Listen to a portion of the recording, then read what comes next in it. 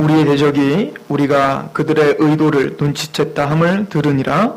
하나님이 그들의 꾀를 패하셨으므로 우리가 다 성에 돌아와서 각각 일하였는데, 그때로부터 내 수와 사람들의 절반은 일하고 절반은 갑옷을 입고 창과 방패와 활을 가졌고, 민장은 유다 온 족속의 뒤에 있었으며 성을 건축하는 자와 짐을 나르는 자는 다 각각 한 손으로 일을 하며 한 손에는 병기를 잡았는데, 건축하는 자는 각각 허리에 칼을 차고 건축하며 나팔 부는 자는 내 곁에 섰었느니라.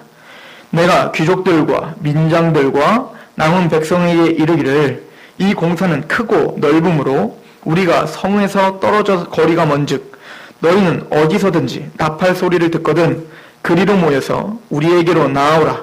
우리 하나님이 우리를 위하여 싸우시리라 하였느니라. 아멘. 잠시 기도하겠습니다. 하나님,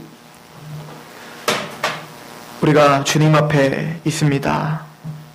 거룩하신 하나님의 말씀과 그 약속 앞에 있습니다. 우리의 삶 속에서 먼저 싸우시고 승리하시는 하나님을 경험케 하옵소서. 이 시간 전하는 사람, 듣는 사람 모두가 다 그 하나님 앞에, 그 성령님의 주권 속에 겸손케 되게 하여 주옵소서. 예수님의 이름으로 감사하며 기도합니다. 아멘.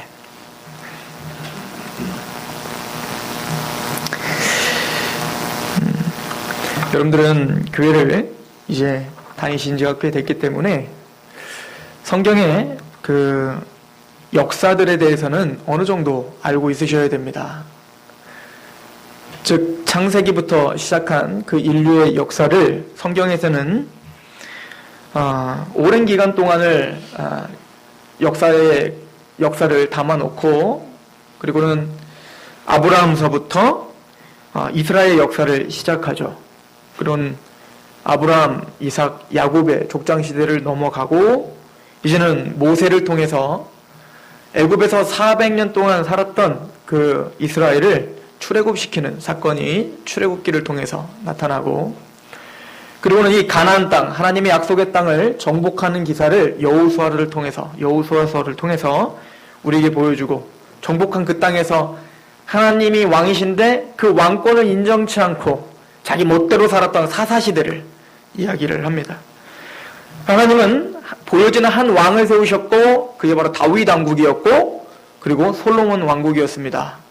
그런데 솔로몬의 죄로 인해 이제는 남유다와 북이스라엘로 남북이 갈라졌고, 그리고 이후에 북이스라엘은 아수르라고 하는 강대한 제국에 의해 멸망하고, 남유다는 바벨론이라고 하는 강대한 제국에 의해 멸망을 하게 됩니다. 이런 사건들이 이제 주어지면서 선지서라고 하는 책들이 나타나는 거죠. 이사야서, 에레미야. 그리고는 이 70년간의 바벨론 포로기가 끝나는 역사가 일어나는데, 이스라엘 사람들, 유대인들은 그것을 제2의 출애굽이라고 생각을 하고 있어요. 그래서 애굽에서 종노릇하던 이스라엘이 거기서 건진바되어서 구원받은, 하나님의 강권적인 손으로 구원받은 그 역사를, 즉 바벨론의 70년 동안 포로로 있었던 자들이 하나님의 강권적인 역사로 구원받는 그 역사로 매칭을 시키고 있단 말입니다.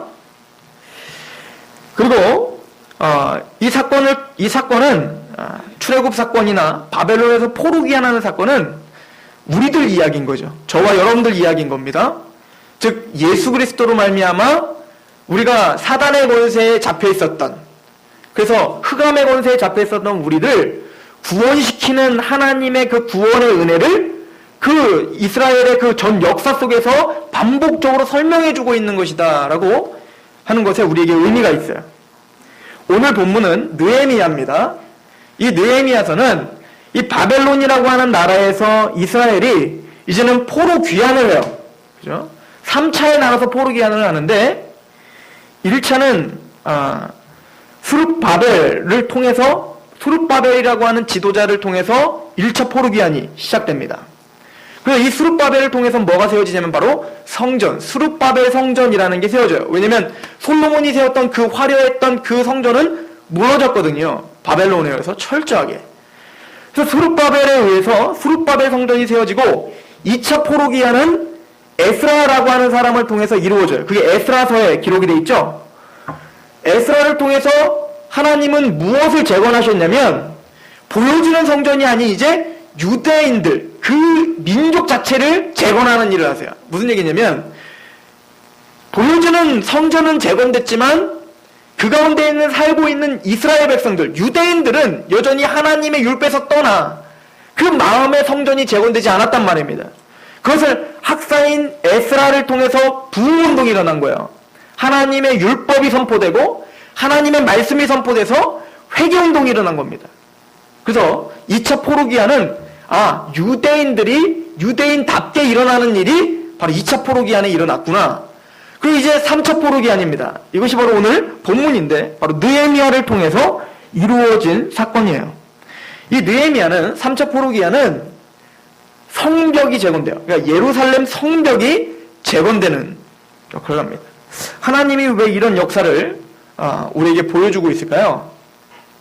우리에게 영적으로 대단히 중요한 의미를 주기 때문에 그렇습니다. 성전의 재건, 수룹바벨을 통하여 성전이 재건된 것을 통해서는 예수 그리스도와 구원과 성령님의 은혜를 설명하고 있죠. 그래서 저와 여러분들이 제일 먼저 일어나야 될 게 뭐냐면 바로 성전 재건이에요. 저와 여러분들이 예수님을 믿었다라고 할 때는 제일 먼저 우리 안에 일어나는 게 뭐예요? 성전 재건이 일어나는 거예요. 1차 포로기한이 일어나야 돼요. 즉 우리 안에 우리의 마음이 성전이 되어야 되는 거죠. 고린도전서 3장 16절에 너희가 하나님의 성전인 것과 하나님의 성령이 너희 안에 거하신 거 알지 못하니? 라고 물어보잖아요.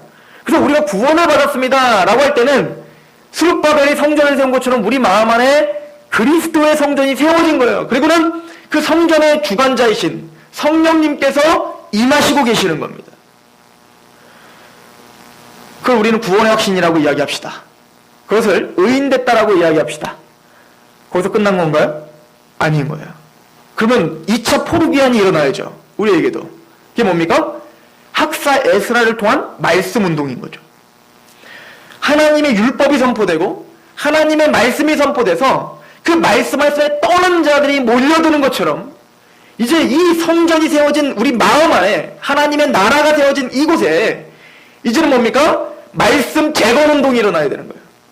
저와 여러분들 안에 말씀으로 무장하고 말씀으로 우리를 재건시키는, 부흥시키는 그 역사들이 일어나는 것입니다. 그걸 누굴 통해서 이루어진다고요? 에스라를 통해서 이루어지는 거예요. 수룹바벨도 예수님을 모형하는 거예요. 에스라도 예수님을 모형하는 거예요. 그 모든 건 다 누가 일으키시는 겁니까? 예수님께서 우리 안에 역사하시는 거예요. 그리고는 그 말씀의 부흥운동과 함께 바로 같이 3차 포로기한이 일어나야 되는데 그건 뭡니까? 성벽이 재건돼요. 지금 말씀도 알고 그 말씀의 부흥도 경험했던 그 유대인들인데 지금 어떤 상황 속에서 느헤미야를 통하여서 성벽이 재건되고 있는가를 한번 보시기 바랍니다. 느헤미야서 1장을 보시면 1장 2절에 내 형제들 가운데 하나니가 두어 사람과 함께 유다에서 내게 이르렀기로 내가 그 사로잡힘을 면하고 남아있는 유다와 예루살렘 사람들의 형편을 물은즉 그들이 내게 이르되 사로잡힘을 면하고 남아있는 자들이 그 지방 거기에서 큰 환난을 당하고 능력을 받으며 예루살렘 성은 허물어지고 성문들은 불탔다 하는지라. 지금 상황은 그 성벽이 다 무너져버린 거예요.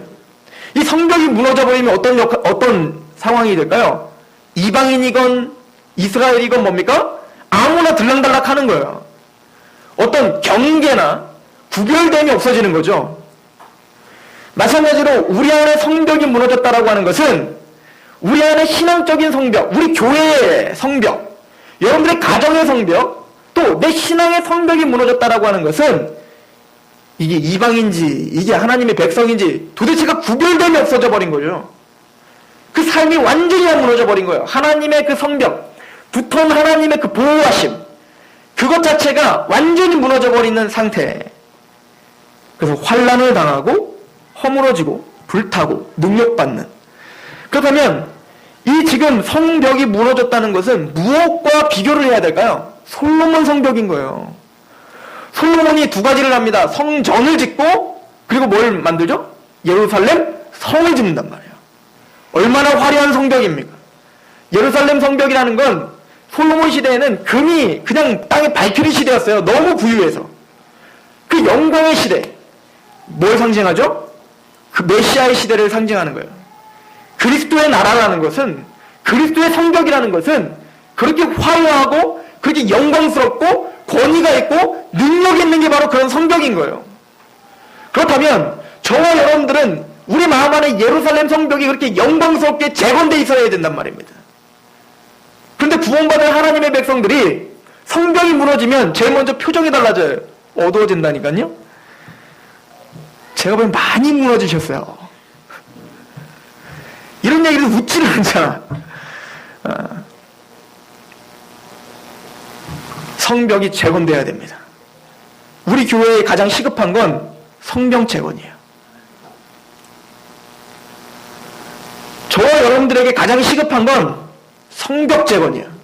물론 성전도 세워지지 않았다면 다시 복음 듣고 구원 받으시고, 구원 받으셨다면 이제 성벽이 재건돼야 됩니다.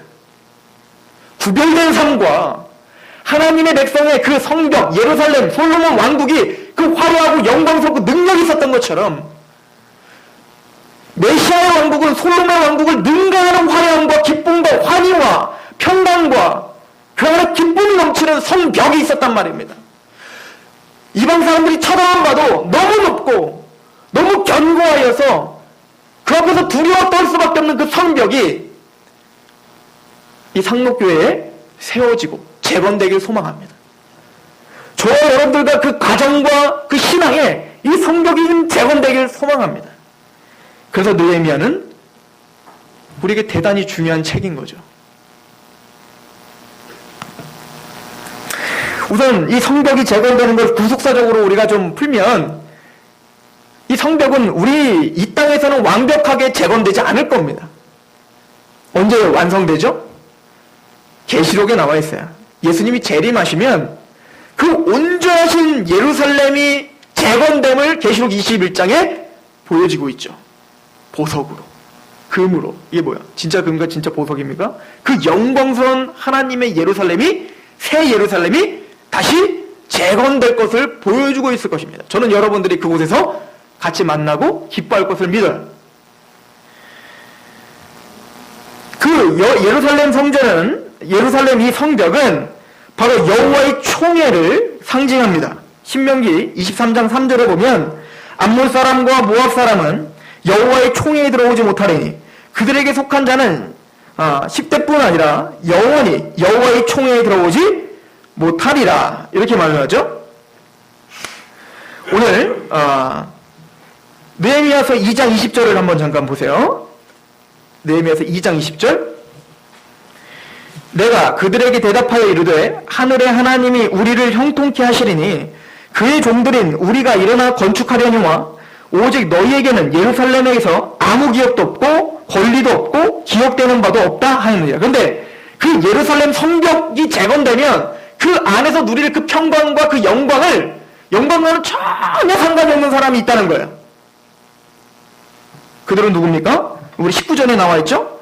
호른 사람 산발랏과 종이었던 암몬 사람 도비야.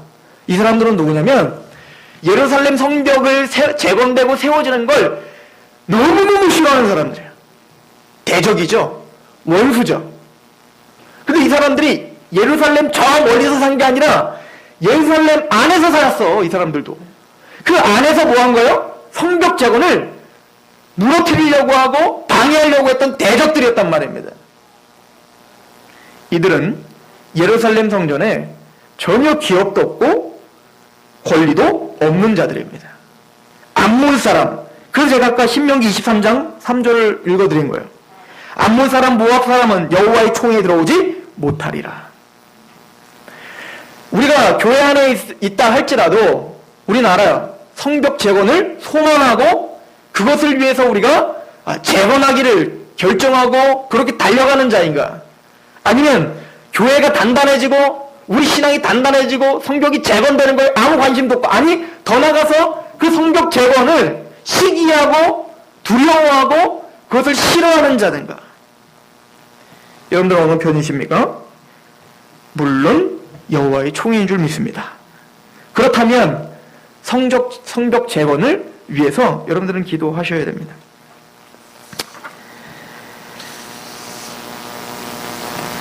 저는 오늘 말씀을 통해서 이 성벽 재건은 그냥 이루어지는 건 아니다라는 걸 배워요. 수많은 대적들이 나타나기 시작합니다. 그러니까 사탄은 1차적으로 사탄은 이 이스라엘 백성들이 성벽을 재건하는 일을 가만히 볼 리가 없죠. 마찬가지로 저와 여러분들 안에 그 하나님의 견고한 성벽이 재건되는 일을 사탄이 두고만 보지 않을 것입니다. 여러 가지를 통해서 대적들은 성벽을 무너뜨리려고 비아냥거리고 조롱하고 물리적인 힘을 동원하여 여러분들을 공격할 것이에요. 이 상록교회를 공격할 것입니다. 사람들 간에 이간질을 시키든, 아니면 물질적인 어려움을 당하게 하든, 아니면 세상에, 이 교회들에게 조롱을 받든, 아니면 육체적인 고통을 당하든, 아니면 내가 감당할 수 없는 당황스러운 상황들이 계속 벌어지든, 여러 가지 상황들을 통하여서 사탄은 어찌하든 그 성벽 재건을 방해할 거란 말입니다. 이게 사탄의 항상 전략이었죠. 그 성벽이 재건되어서 뭐 하자는 겁니까? 결론은 하나님과 여러분들을 점점 멀어지게 하려고 하는 거예요. 사탄은 그것을 위해서라면 수단과 방법을 가리지 않아요. 뭘 통해서 우린 그걸 볼 수 있죠? 욥기를 통해서 우린 볼 수 있죠? 욥과 하나님의 관계를 멀어지게 하려고 사탄이 했던 일은 뭐예요? 거룩하시고 위엄 있으신 그 하나님을 충동질하는 거였잖아요. 당신이 그게 쏟아 부으니까 그런 거 아닙니까? 끊임없는 이간질을 시키잖아요. 저와 여러분들 안에, 또 이 상록교회 안에 견고한 성벽이 재건될 땐 당연히 어려움과 시험이 닥치는 거예요. 그럴 때 저는 여러분들이 평강하길 소망합니다. 개인적으로나 가정적으로나 교회적으로나 평강하길 소망합니다. 왜냐하면 오늘 본문에 하나님이 싸우신다고 말하기 때문에 그렇습니다. 요즘에 미국과 중국과 일본, 거기 낀 한국, 상대적으로는 약소한 이 한국이 굉장히 위태로운 상황에 처해 있죠. 중국이 경제력이 회복되면서 군사력까지도 점차적으로 회복시키고 있어요. 회복을 떠나 미국을 능가하려고 지금 몸부림을 치고 있습니다. 그러다 보니까 이 동북아는 초긴장 상태가 되어버렸습니다. 중국이 방공식별구역을 정하는 바람에 미국은 매일매일 폭격기를 동원해서 계속 중국을 자극하고 있어요. 일본도 이제는 공군기를 띄워서 계속 중국을 자극하고 있습니다. 어떻게 될까요?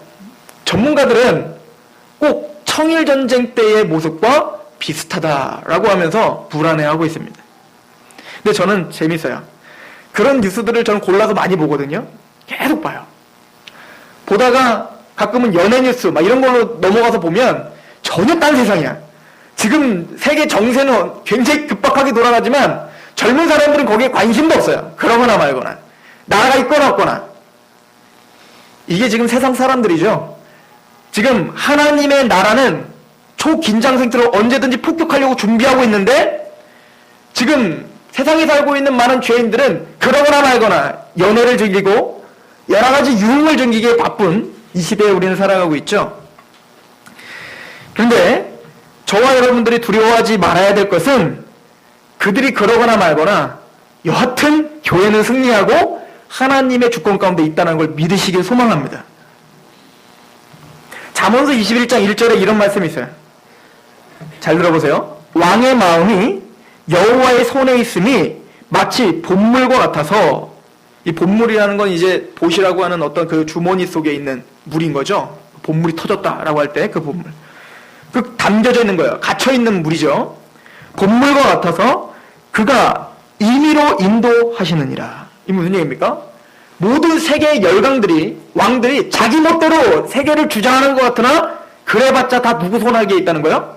하나님의 손에서 하나님의 주권 가운데 움직이고 있다는 거예요.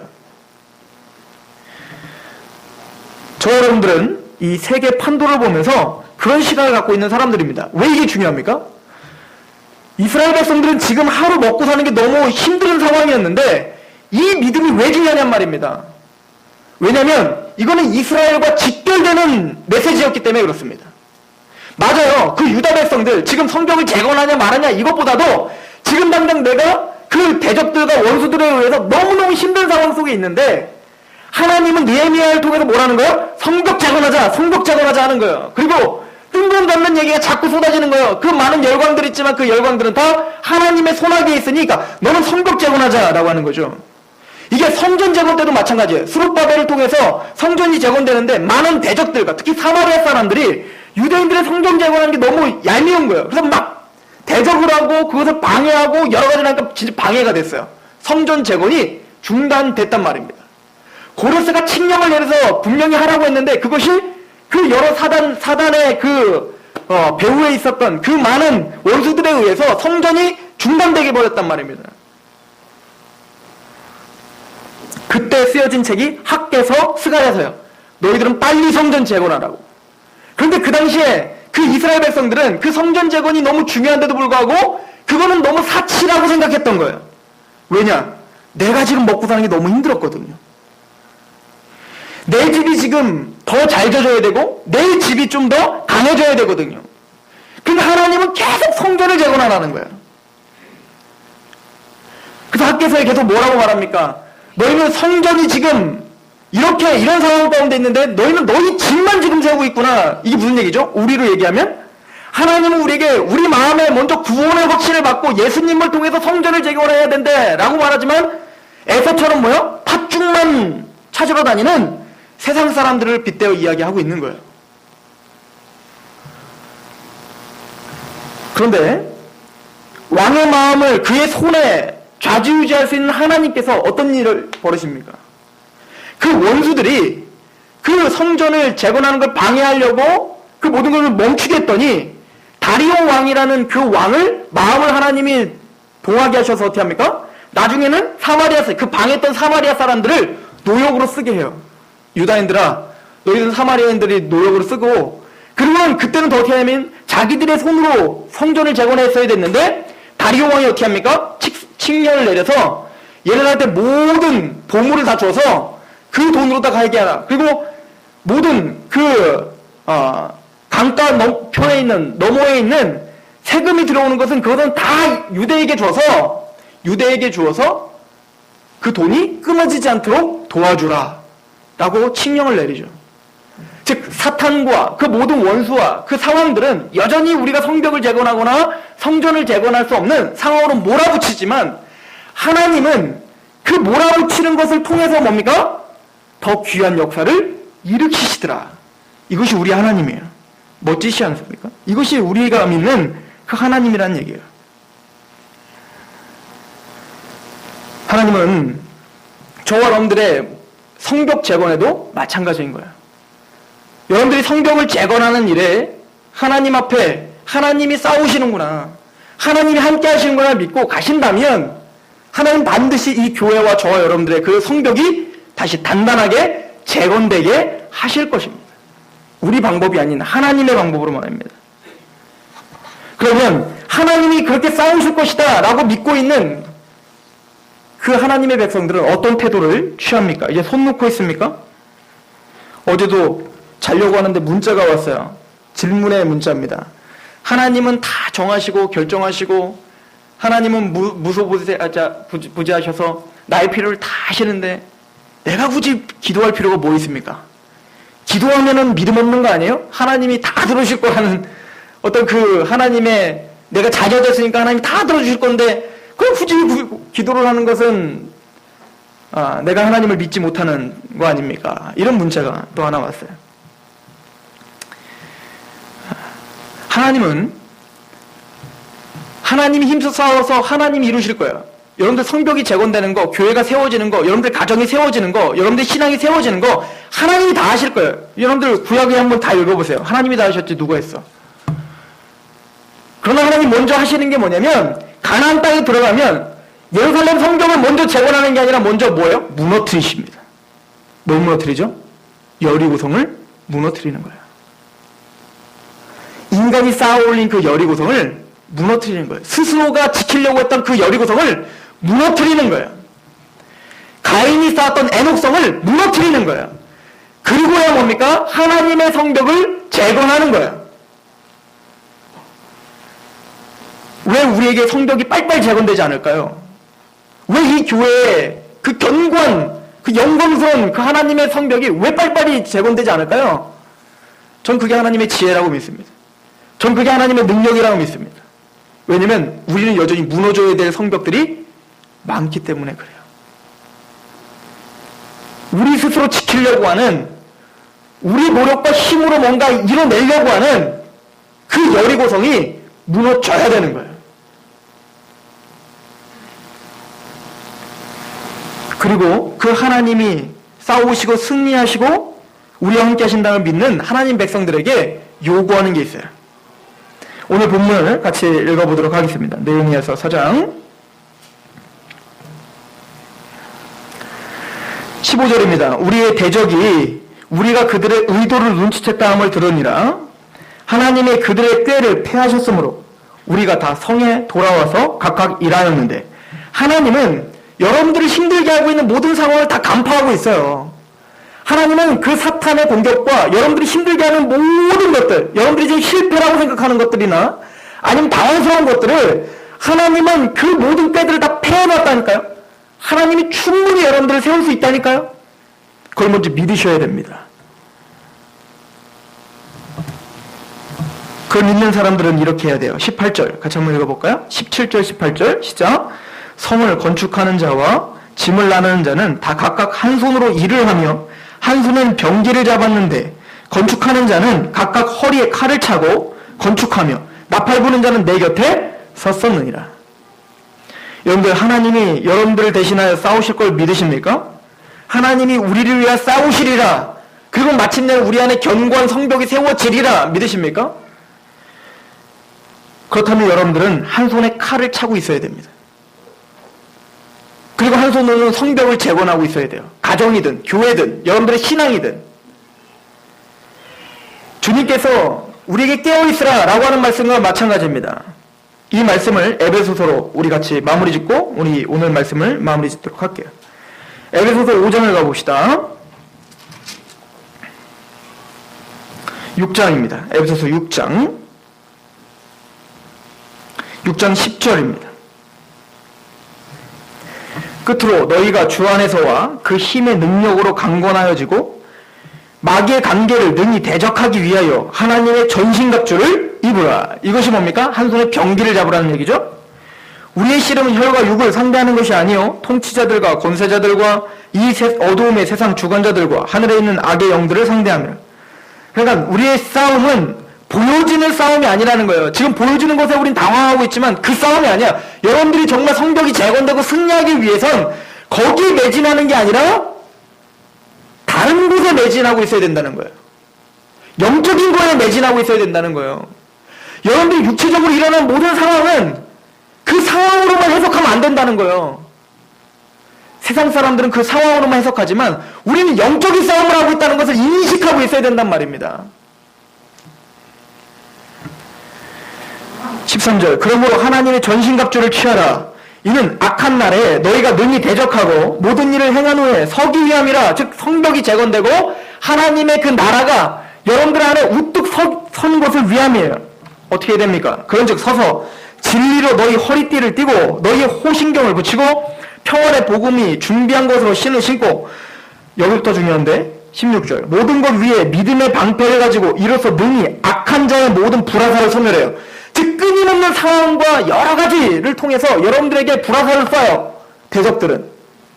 그래서 그걸 막아서는 것은 돈도 아니고 권세도 아니고 명예도 아니고 자식의 승승장구도 아니고 지식도 아니에요. 믿음입니다. 하나님이 함께 싸우시리라. 이 교회를 위해 싸우시리라. 내 가정을 위해 싸우시리라. 나를 위해 싸우시리라. 그 믿음이에요. 나를 위해서 자기 아들을 내어주시니까 무엇이 아깝지 않을까. 하나님은 나를 위해서 모든 것을 내어주시길 위하는 분이다. 가장 좋은 것을 주시는 분이다. 이 믿음으로 서 있으셔야 돼요. 그게 바로 불화살을 소멸합니다. 그리고 한 손에는 뭘 차야 돼요? 칼을 차야 됩니다. 17절 구원의 투구와 성령의 검, 곧 하나님의 말씀을 가지셔야 돼요.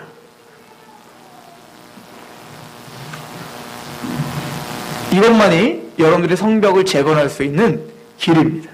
하나님이 하십니다. 그러나 하나님이 하실 때에는 여러분들은 칼을 잡고 있어야 되는 거예요. 5장 15절입니다. 에베소서 5장 15절. 그런즉 너희가 어떻게 행할지를 자세히 주의하여 지혜 없는 자같이 하지 말고 오직 지혜 있는 자같이 하라는 거예요. 세월을 아끼라. 때가 악하니라. 그러므로 어리석은 자가 되지 말고 오직 주의 뜻이 무엇인가 이해하라. 술 취하지 말라. 이는 방탕한 것이니 오직 성령으로 충만함을 가지라. 세상에 취하지 말라는 겁니다. 세상에 자꾸 눈 돌리지 말라는 겁니다. 성령의 충만함을 가지라. 그 성령의 충만함이란 말씀의 검을 갖는 겁니다. 말씀의 충만함을 가지라는 겁니다. 저는 느헤미야를 통하여서 유다의 성전이 재건되고, 여러분들 이제 느헤미야서를 한번 읽어보십시오. 성전이 재건되고 율법이 선포되고 거기에 하나님이 그 이스라엘 백성들을 임봉하는 장면이 나와요. 임봉시키고 그리고 거룩하게 구별시키는, 그래서 이방인들을 내어 쫓는 장면이 나옵니다.